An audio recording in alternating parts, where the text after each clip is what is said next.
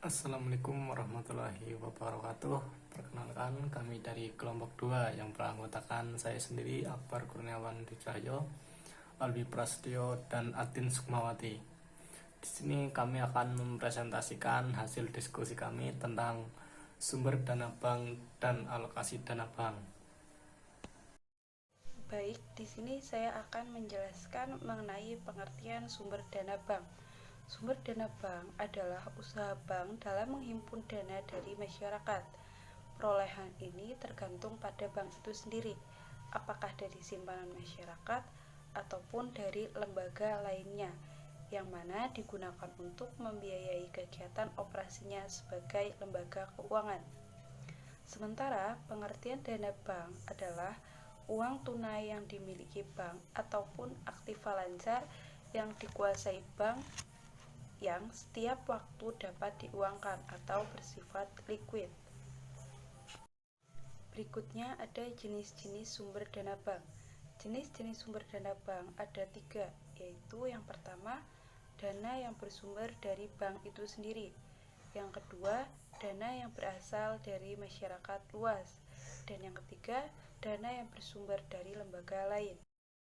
Yang pertama yaitu dana yang bersumber dari bank itu sendiri, merupakan sumber dana dari modal sendiri, yaitu modal yang berasal dari setoran para pemegang saham. Secara umum, dana yang bersumber dari bank itu sendiri terdiri dari yang pertama, setoran modal dari pemegang saham, dan yang kedua, cadangan laba, yang ketiga, laba bank yang belum dibagi. Dana yang berasal dari masyarakat luas. Sumber dana ini merupakan sumber dana terpenting bagi kegiatan operasi bank dan merupakan ukuran keberhasilan bank jika mampu membiayai operasinya dari sumber dana ini. Pencarian dana dari sumber ini relatif paling mudah jika dibandingkan dengan sumber lainnya, dan pencarian dana dari sumber dana ini paling dominan asalkan bank dapat memberikan bunga dan fasilitas menarik lainnya. Dana yang bersumber dari masyarakat luas. Adapun sumber dana dari masyarakat luas dapat dilakukan dalam bentuk simpanan giro, simpanan tabungan, dan juga simpanan deposito. Dana yang bersumber dari lembaga lain. Sumber dana yang ketiga ini merupakan tambahan jika bank mengalami kesulitan dalam pencarian sumber dana pertama dan kedua di atas. Pencarian dari sumber dana ini relatif lebih mahal dan sifatnya hanya sementara waktu saja. Kemudian dana yang diperoleh dari sumber ini digunakan untuk membiayai atau membayar transaksi-transaksi tertentu. Selanjutnya alokasi dana bank. Pengalokasian dana adalah menjual kembali dana yang diperoleh dari penghimpunan dana dalam bentuk simpanan. Tujuan bank dari pengalokasian dana adalah memperoleh keuntungan semaksimal mungkin. Dalam mengalokasikan dana, pihak perbankan membaginya ke dalam prosentase tertentu sesuai dengan kondisi yang terjadi di dalam perekonomian pada saat sekarang ini. Misalnya untuk bidang pertanian diberikan 20%, sedangkan untuk bidang industri diberikan 40%.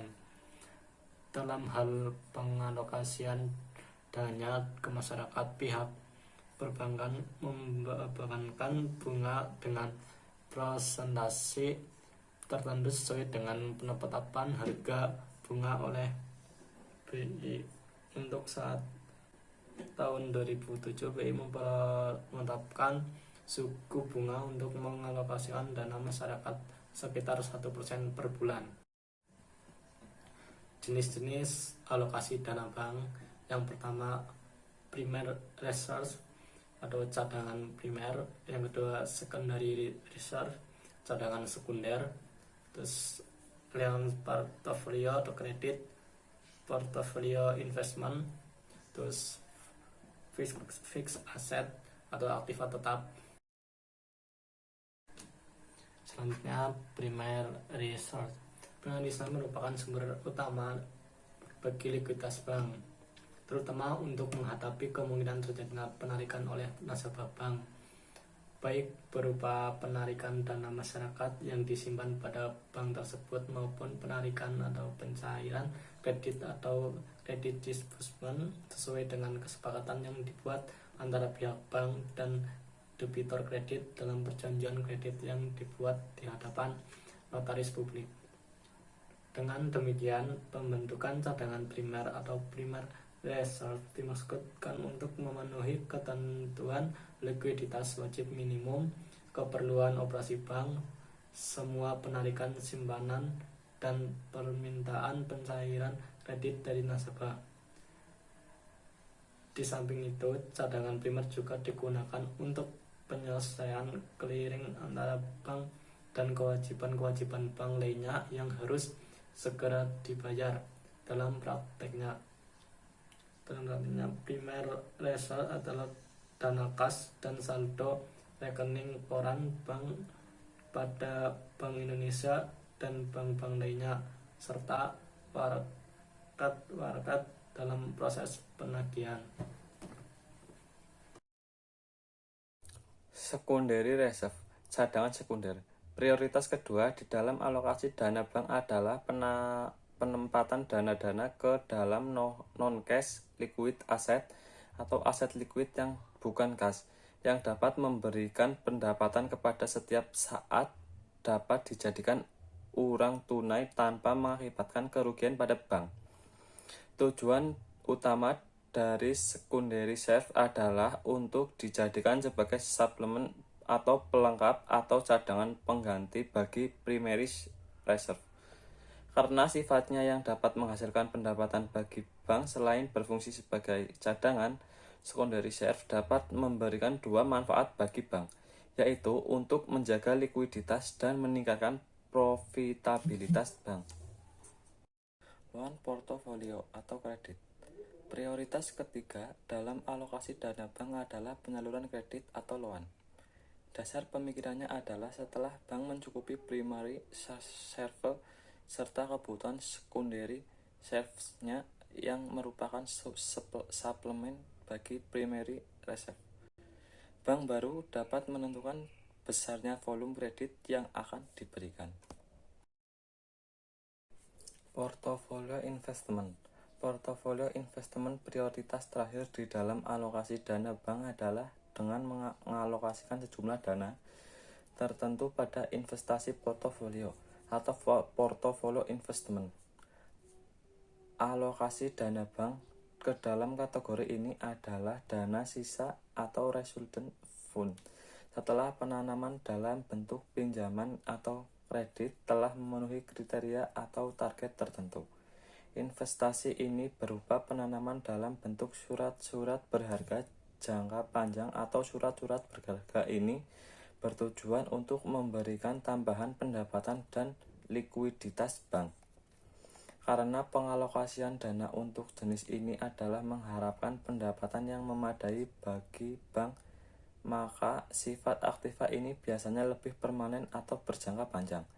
Instrumen untuk portofolio investment yang agak aman adalah dalam bentuk obligasi dengan berbagai jenisnya. Faktor-faktor yang perlu diperhatikan dalam melakukan penanaman dana dalam bentuk portofolio investment adalah: A. Tingkat bunga untuk jenis obligasi. B. Capital gain yang mungkin bisa diraih untuk jenis saham. C. Kualitas atau keamanan, terutama untuk jenis saham. D. Mudah diperjualbelikan. E. Jangka waktu jatuh temponya untuk obligasi sertifikat deposito. F. Pajak yang harus dibayar. G. Diversifikasi, jangan ditanam pada satu jenis portofolio. H. Ekspektasi, harapan akan keuntungan di masa datang. Penanaman dana pada kategori ini tercantum dengan nama other securities, efek-efek yang berbentuk saham, obligasi, dan surat-surat berharga derivatif atau reg warrant of fixed ases aktiva tetap. Alokasi atau penanaman dana bank yang terakhir meskipun tidak dikaitkan dengan strategi menjaga likuiditas bank adalah penanaman modal dalam bentuk aktiva tetap atau fixed assets, seperti pembelian tanah, pembangunan gedung kantor bank, baik untuk kantor pusat, kantor cabang, cabang pembantu maupun kantor kas. Peralatan operasional bank seperti komputer, fakmili, sistem komunikasi antar cabang, online system, kendaraan bermotor, dan aktiva tetap lainnya. Investasi tersebut di atas termasuk aktiva tetap berbentuk hardware, software, konsultan, bantuan teknis, dan lain-lainnya yang ditunjukkan untuk memperlancar kegiatan operasional bank. Sumber isu buku dasar-dasar perbankan 10 jilid 2 kontributor naskah Ernawati kelas 10 SMK dasar-dasar perbankan 2 makalah sumber dana dan alokasi dana bank Afdan Adam Universitas Brawijaya. Terima kasih. Cukup sekian presentasi dari kelompok kami. Jika ada kekurangan, kami mohon maaf yang setulus-tulusnya. Wassalamualaikum warahmatullahi wabarakatuh.